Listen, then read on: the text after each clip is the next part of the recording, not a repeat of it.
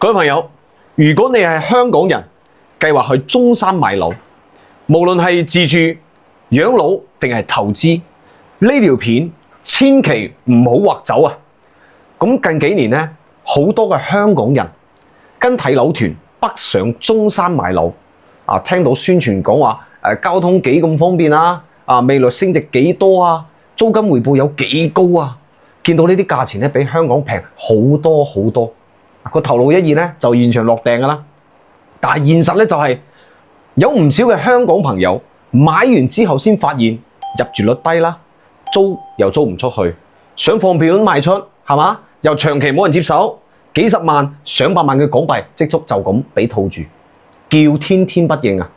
咁今日咧，我唔係講話中山完全唔可以買，而係同大家拆解中山買樓有邊啲大坑，我哋點樣去避開，唔好白白輸晒自己啲血汗錢啊 ！Hello， 大家好，我係 Norman，如果係粵語講嘅話咧，我就叫諾曼。咁陷阱嘅第一個睇樓團套路，衝動落訂。第一樣，千祈唔好俾某啲睇樓團嘅氣氛洗腦，因為好多嘅中介話跟住過嚟睇樓團過嚟中山買樓啦，跟住一大巴過嚟係嘛？咁現場咧好多人，銷售咧佢不斷咁催你。當你睇完樓之後咧，佢就話：阿姐啊，你今日要唔要買啊？係啊，今日淨係今日嘅優惠淨係今日有啊咁，你唔買就冇噶啦。佢係為咗製造氣氛製造緊張嘅氣氛，叫你即刻落訂。記住一句，買樓係人生好大一筆嘅支出，唔好當日就做決定啊！就算個盤幾咁靚，幾咁吸引，都係要留翻啲時間翻香港，冷靜諗翻清楚，再二次實地睇多一次，先再考慮到底落定定係唔落定。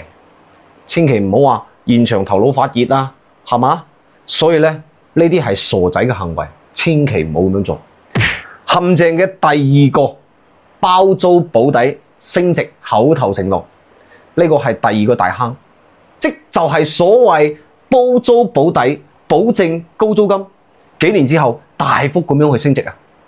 好多銷售口頭同你講，買完之後幫你收租，每個月有幾多嘅回報率，但係絕大多數咧，其實佢都係口頭承諾嘅啫，都係唔係寫入正式合同㗎，所以千祈唔好咁天真啦。日後發展商或者係第三嘅運營公司出現咗問題，承諾就係全部作廢啊！租金根本都唔會兌現嘅，到時你冇憑冇據，好難追討㗎。記住，口頭所講嘅所有嘅嘢，全部都係唔算數，一切一定係以合同嘅形式白字黑字寫落去合同上面，有寫入合同上面嘅講嘢咧，先算數。如果冇嘅話咧，你就當宣傳話術就 OK 㗎啦。你唔好當真，你亦都唔好話聽到人哋講話咩深中通道，以前嘅咩深中通道啊，同埋港珠澳大橋一通車係嘛，個樓價就飆升，有冇啊？冇啊嘛，所以呢啲概念咧攞出嚟都係俾你哋睇嘅啫，同你哋講嘅啫，係嘛？希望你哋想買樓嘅啫，啱唔啱啊？咁陷阱嘅第三個咧，訂金同埋定金一字之差咧，真係天差地別嘅喎。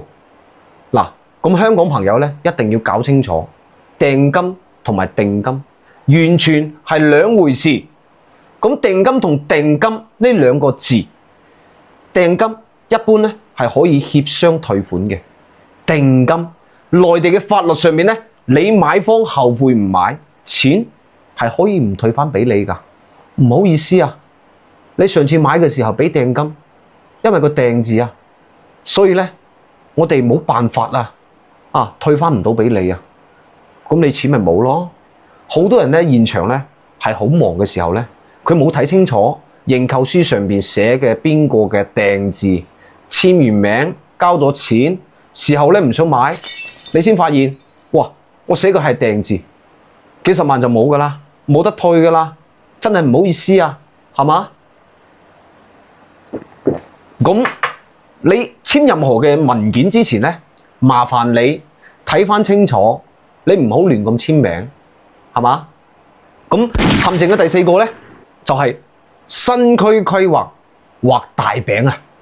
咁呢個第四個咧就係你要區分咩咧？區分你嘅現成嘅配套啦，同埋未來嘅一啲規劃啦。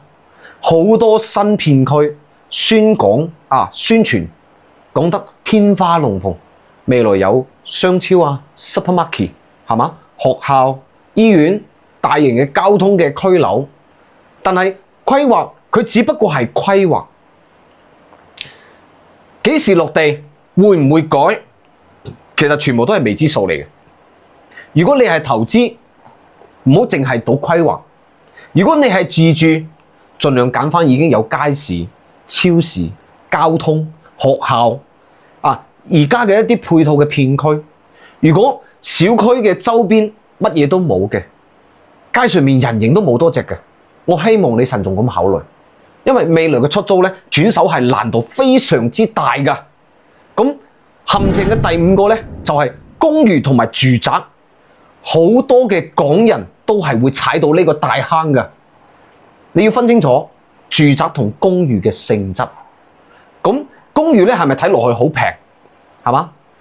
佢個門檻會比較低，但係缺點咧亦都會好多。嗱，佢唔可以明火啦，咁同埋咧佢嘅水電費都會好貴。咁同埋產權都係唔一樣㗎。你日後轉手嘅一個手續費係非常之高㗎，流動性係極差㗎，你好難賣出去㗎。